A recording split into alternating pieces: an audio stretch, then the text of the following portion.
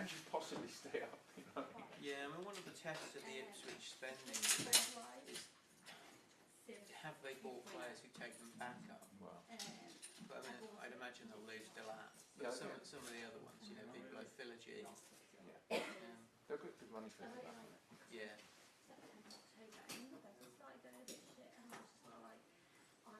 But yeah, there is a question as to what's the point. I only wanted Saints to go up from Man, and I was at Wembley for the playoff final. I mean, I was going to say nothing surprised me. I didn't think we were quite as few points, but it didn't give us any chance at all. If you said 20 points when we went out, I thought, you know, that's probably about it. So, but that part of that was just I just knew from the start that Russell Larson would not cope well with the Premier League. You know, you need someone more confident, basically. It's hard enough to stay up without giving away a goal a game needlessly. The top teams score against you because they're good, that's one thing, because you pass the ball straight to them. I thought, to be honest, Athens was the sort of place where the manager ended up as a kind of bright young manager, blah blah blah. It wouldn't surprise me. No, it wouldn't. The one I'd quite like to get in the summer is Danny Rell. Yeah. Because I think Ivan Juric will go in the summer. Yeah. It's a difficult job, but He's potentially quite a good manager, but I don't think he realised. He jumped aboard a sinking ship and he hadn't seen some of the holes. no. And then the ship kept sinking and there wasn't really much he could do about it. No. I suppose he could. Is he like till the end of the season, or is he? Well, his deal goes on longer, but I'd imagine everyone at the end of the season will just And he's got a quite good reputation in Italy, apart from his brief and ill-fated spell at Roma. He did well at Torino before then. Yeah. So maybe. The game at United, he said, "I am Italian," despite being Croatian. Yeah. They wouldn't take that well into Croatia. Yeah. So, yeah, I'd imagine he won't be seen in this country again, but he might pop up on like Europa League highlights in 3 years' time. Just guiding an overachieving Udinese team into the Conference League. It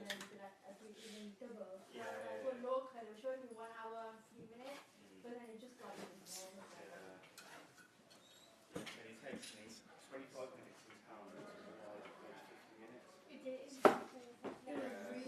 Even like going off on the slip road, off the banks, like it was all backed up there, so I had to just kind of like turn right, basically do like a massive like U-turn on myself.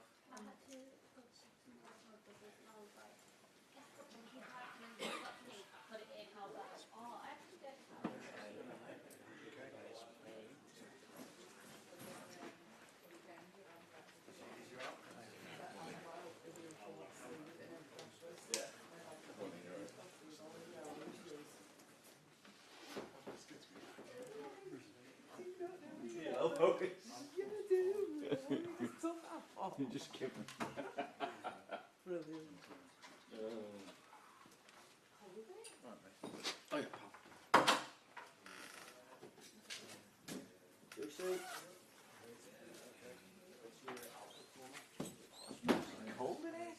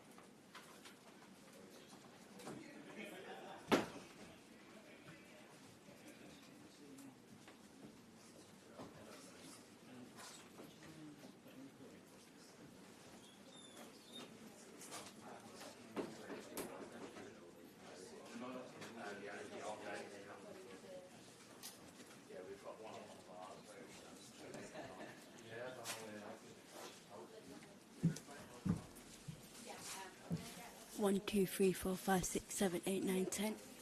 1, 2, 3, 4, 5, 6, 7, 8, 9, 10. What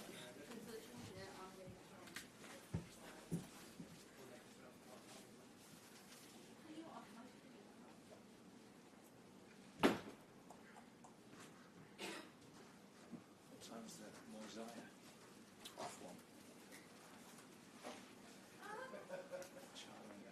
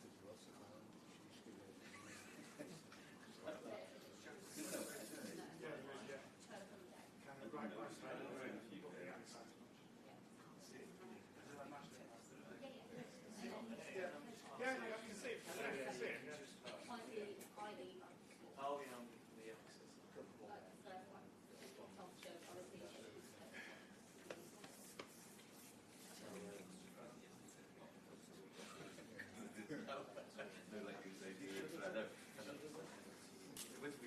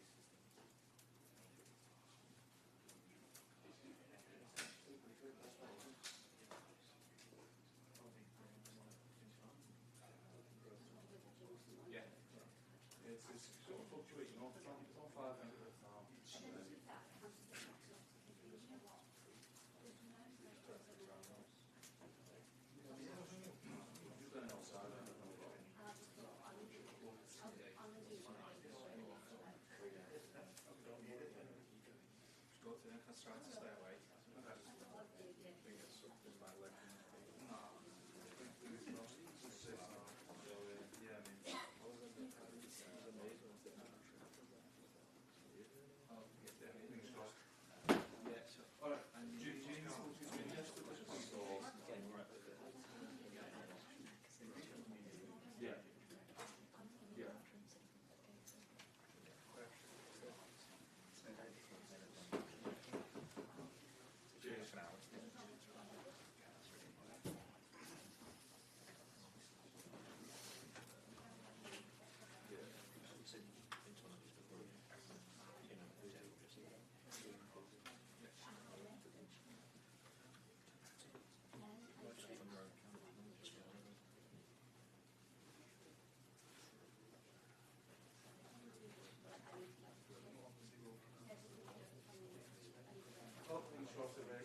Yeah, I don't know what's happening. I don't know the concept of it.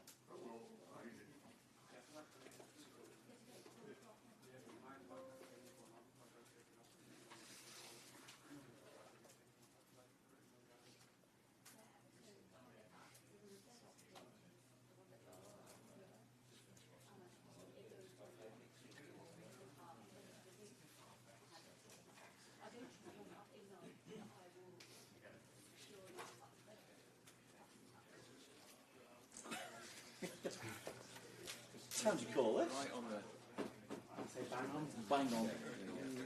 Well, to be fair, Arne is often in the room by now. He's doing Julia, right? He's got one-to-one Julia. Yeah, when you're really late, you want is for a random RE doing skills supposed to be the games and then the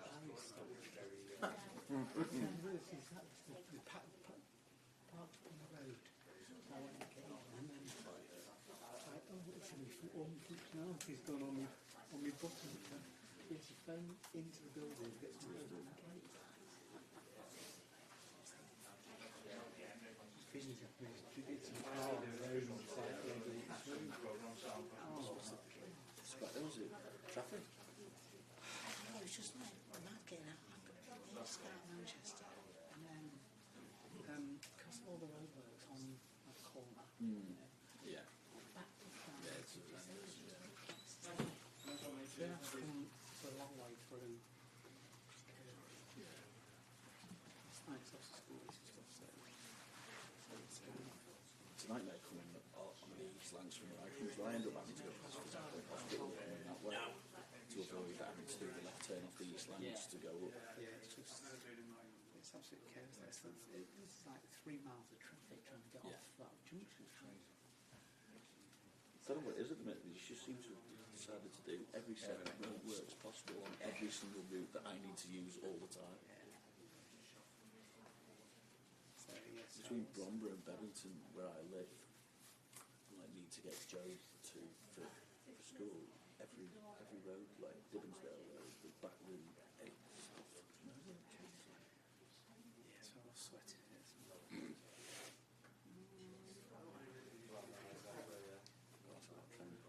Yeah, I missed a lot last week. I was away, so look at you. yeah, but it did seem to go a bit weird. Something out of nothing. It's like, but I read it. It's nothing really new here, so I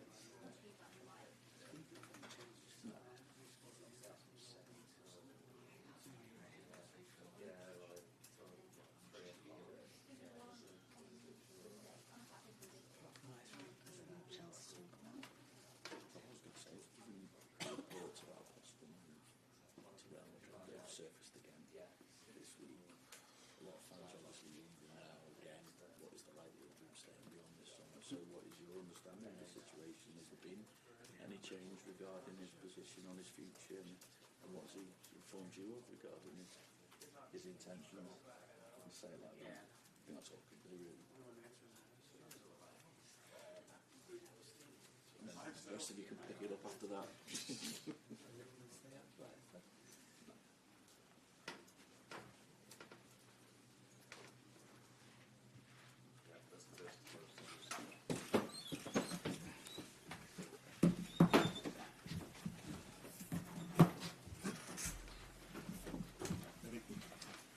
Arne, good to see you. Good to see you as well. Obviously, during the international break, reports have surfaced again about a possible move for Trent Alexander-Arnold to Real Madrid in the summer. With that, obviously, fans are wondering what is the likelihood that he will stay beyond this season. So, what's your understanding now of Trent's situation? What change has there been, if any, in his position regarding his future, and therefore, what has he told you of his intentions? Now, his situation is, unfortunately, that he's injured. Otherwise, people would have probably spoken about him, that he had 1 or 2 brilliant performances for the England team. And but he's injured, and for him, that means that he's fully focused on his recovery. And for us, that means that we're trying to help him to be back as soon as he can. And for the rest, of course, for 8 months, it went a bit up and down, maybe with all kind of talks about him, Virgil or Mo. But we've never been focused on those talks. We've always been focused on what we have to do. That for Virgil and Mo is trying to win the Merseyside derby. And for Trent, it is making sure he's fit as soon as he can. Just to push you on that a little bit, though, given those reports, does that affect you at all? And does it concern you that this could be the end for Trent here at Liverpool? No, because it's a situation that is there for 8 or 9 months now, and I think all these 3 players have performed so well under these circumstances. So no, it doesn't affect me at all. I think there was a bit of noise about us losing against Paris Saint-Germain, losing against Newcastle as well. I always try to be rational and try to judge the situation. And in the Newcastle and Paris Saint-Germain situation, I don't think this happened many times that from the 9 serious games a team plays in Europe, because I don't took the PSV game serious, because we were already qualified. When you win 8 and you only lose 1, that you're out before the last 8, before the quarterfinals. I was a bit more frustrated about the final, because I think we deserved to lose that one. And that is for the first time, I think, we deserved to lose a football game. We were not tough in terms of defending. We were not good with the ball. So there were not many things to like about the final. It's the first time this season as well that you've lost back-to-back games. So what job have you had to do to pick the players up? And how has that been impacted by the international break? Yeah, they immediately went to the national teams, and they've played, all of them played important games over there. So when we came back, I did come back to both situations, but I think for most of them, they didn't forget, because they know what have happened, and they are, like me, disappointed for us not winning our first trophy and being out of the Champions League. But we are also realistic, like I just said. If you played 9 games in Europe, you won 8, and you could call it unlucky by going out with penalties. That is something, I think we've tried everything in that game to go through to the next round, and I can't blame any player at all for that game. For the final, we were also outworked, and that's not what I like. What are you expecting then from this Merseyside derby compared to your first experience of a Merseyside derby? I expect the same, but with one difference, that every time the Everton players do something well, they don't get the cheers and the reactions from 50,000 people. I don't know how many can go in Goodison Park. But our players will get that reaction after every tackle they make, after every pass they do, and that is a different emotion. But football-wise, I expect the same, because this is what Everton have done in the last 9 games now, or last 10 games when David Moyes is in charge. They didn't lose one football game in the last 9 Premier League games. So it would be a surprise if they are going to do something different. And we are top of the league, so it would be strange if we are going to change something as well. Well, that last meeting obviously got a bit heated towards the end. Are you given just any thought into just avoiding getting dragged into anything like that again in any future games? Yeah, I'm hoping I will act differently next time, but I can't promise. But what I'm also sure about is that I would be so surprised if I ever will experience 8 minutes of so many controversial decisions in our disadvantage again. So yes, even if it happens, I hope I act differently. But I can't promise. But I don't think I'm going to experience that again. But you never know. Football is unpredictable. After a disappointing result, sometimes a manager or players say we want to play again as quickly as possible to get out of our systems. But it's been 15, 16 days since Wembley. What's the feeling here? Are you now desperate to play? Is that the sense you're getting? I definitely am, because it's been 15 or 16 days or even longer before I last managed a game. But many of our players played 1 week ago important games for the national team. So, but everybody can understand the position we are in at the moment, that we're all looking so much forward to the upcoming 9 games. So yeah, players are refreshed in my opinion, but it wasn't all negative. We've played a final, so we've managed to play a final against a very good Newcastle team, and we had one great game, and the other game we defended really well against Paris Saint-Germain, which was in my opinion the best game in the Champions League so far, and we got beaten by a very, very, very good team. But wow, what a game we played as well. So yeah, you can always look at the result, which was not the way we wanted in 2 games, but I was proud of our performance against Paris Saint-Germain. It was maybe the best game we've played this season, but unfortunately we lost it on penalties. Hi Arne, you described the previous 3 matches as being cup finals. I just wondered if you take that attitude into this game and into the remaining league games you have, despite the fact you've got a good lead at the top of the Premier League. Yeah, but in the final stages of the season, every game matters, and if I now again say it's going to be 9 finals, yeah, it is for every team 9 finals, but it was a bit, because we played the final, I used the word we played 3 finals in a row, because Paris Saint-Germain was also a knockout game. But yeah, these games are very important for us, the upcoming 9, starting with the following one, and that's Everton. Not only because it's the Merseyside derby, also because we are in such a great position in the league. Just wonder about Chiesa as well. He obviously scored in the cup final, and I know you've said before that you've struggled to sort of see too much of him in training given how many games you've had. I just wonder, given the impact he had off the bench last time, do you see him having more of a role in the team between now and the end of the season? Yeah, it wasn't only that I didn't saw a lot of him during training sessions because we had so many games. It was also because he was more than he wanted, more than we wanted, injured. But it was good to see that he impacted the game when he came in. That is what has happened a lot this season already, that when players come in, they impact the game. The assist was from Harvey Elliott, who has impacted the game a few times now in the last 3 or 4 matches. So it's good to see that all these players are ready, and that is partly my job, but also partly the players' job to stay ready for the moment we need them. And he's in competition with Mo Salah, and I don't think you can deny that Mo has quite a good season. So that makes it sometimes tough for him. But we know we can trust him the moment we need him. And not only him, it's also the likes of all the other ones that maybe haven't played as much as Mo and Virgil. But we can trust them every time we need them. Arne, as the last international break of the season, is it any different from your perspective? Does it offer a slightly unique chance to maybe ramp up any plans for the summer or anything like that? No, the only difference is that the first 3 were after maybe a month or 2 months of work.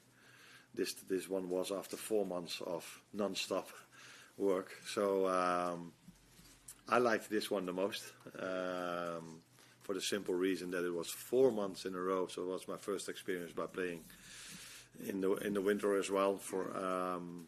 So this one I like the most. I need it the most maybe as well. But there's no difference between back then and now. If you want to achieve something in the Premier League, in the League Cup, in the FA Cup, or in the Premier League, you need to compete with the best teams in the world, so the Premier League teams or the Champions League teams. So there's no room for going a gear down. You always have to be on top of your game. You have to be that in September, you have to be that in October, in March, and definitely also in April and May. And you suggested there how much you're kind of itching towards playing again, and also I imagine, as you've spoken about, there was disappointment from how it finished. Do you have any strict rules personally with yourself? Do you allow yourself a bit of time to reflect and then switch off and then start kind of building back up again? Yeah, of course you reflect. You reflect on the first 8 or 9 months. You reflect on the last part before we had the break. And like I said, I think I'm mostly rational. Sometimes after certain 8 minutes I'm a bit emotional. But mostly I'm rational. And then you also reflect, and I think I said it immediately after we lost the final, that it wasn't only negatives in that week. We also extended our lead to 12 points. So that tells you that we did really well in the league. Yeah, that we lose against one of the best teams in Europe with Paris Saint-Germain was far from ideal. But if I have to go out of a tournament, I prefer to go out against Paris Saint-Germain. I prefer to lose against Newcastle, which is a great team. And I think it's an embarrassment and close to a disaster if you lose against Plymouth Argyle. I do respect them a lot, but they are not of Paris Saint-Germain quality or Newcastle quality. So if you have to leave a tournament, then do it by being beaten against 2 very good teams. Carl? It's rare you hear managers say that their players are refreshed after an international break. Usually it's concerns about travelling and stuff. But considering what you said about how they played in the final and people are talking about has fatigue set in, has the international break provided an important reset for the players just to have a bit of a break from the rigours of all that? Yeah. So then I try to be rational again. And if I look at the Paris Saint-Germain game, I don't think in the 8 or 9 months I've been in this job, I've seen my players work that hard as they did.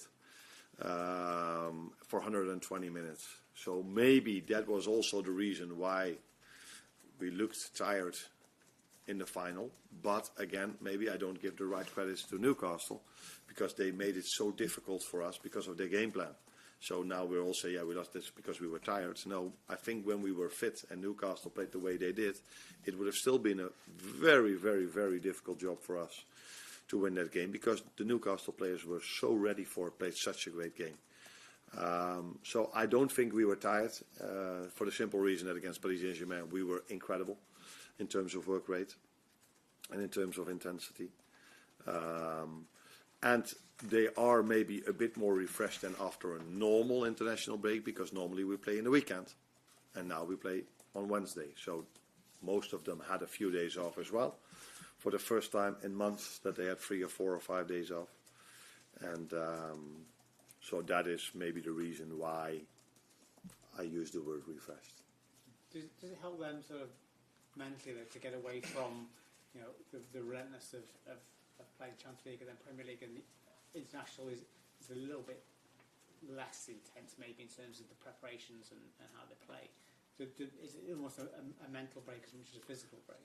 Yeah, but the mental break comes more from that you go to a different environment with different teammates. And for that reason, it was maybe a good moment after you lose 2 games.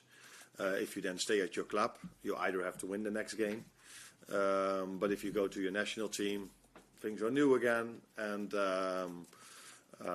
it's the same if you go from Premier League to the Champions League. It's a different tournament. So it's a different league, sorry. So maybe that helped as well. That I know, for example, the Dutch team, they played Spain 2 great games.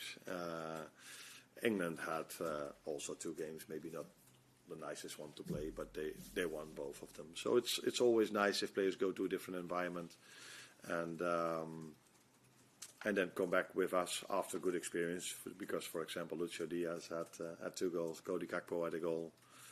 So a few of our players showed themselves in a very good way again. Hi, Arne. Set-piece strategy didn't exactly go to plan at Wembley, either attacking or defending. And if you look in the league this season, Liverpool had 26% of their goals conceded come from set-pieces, which is actually the 5th highest in the league. And going up against an Everton team who scored 41% of their goals from set-pieces, which is the highest, including the opening goal at Goodison. Now, I'm not going to ask you if you've changed anything, because you're not going to tell me, but have you spent more time working on set pieces this week than you would do maybe in a normal week? It's funny because I try to use data as well, but I always try to use it in my own advantage. So you tell me that 26% of the goals we've conceded are from set pieces In the league this season. in the league this season, but we're also defensively, when it comes to corners, the best team in the league when it comes to set pieces and when it comes to corners. So it tells me more that we hardly concede goals. And then if we do concede, a part of it is set pieces. And then, because we only conceded 3 or 4, I don't know exactly the number, it's already 26%.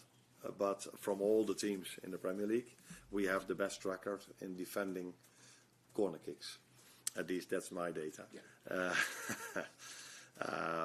But we are aware of the fact that we again face a team like Newcastle, with Everton, that is a team that is very strong in set pieces, because we conceded the first goal in the Merseyside derby from a set piece, and we conceded a goal against against Newcastle from a set piece. And I've said many times that in big games, and the Merseyside derby is one of them, the big Champions League games, a final is one of them, you cannot win a big game if you have a negative balance in your set pieces.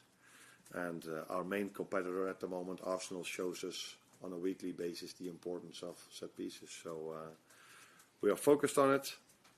We want to do better in our attacking corners, but I'm hoping we can keep our record as being the best team in the league defensively by defending corners. The last one.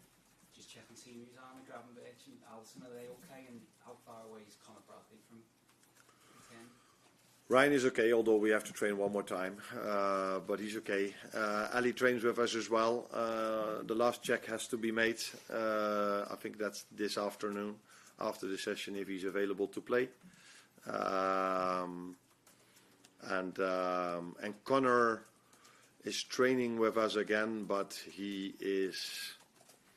we have to make a decision on whether he's playing, and if playing means coming in or starting, that's something I keep for myself. But he's only had a few sessions after being out quite long with a repetitive injury. Is that the way you say it? Yeah.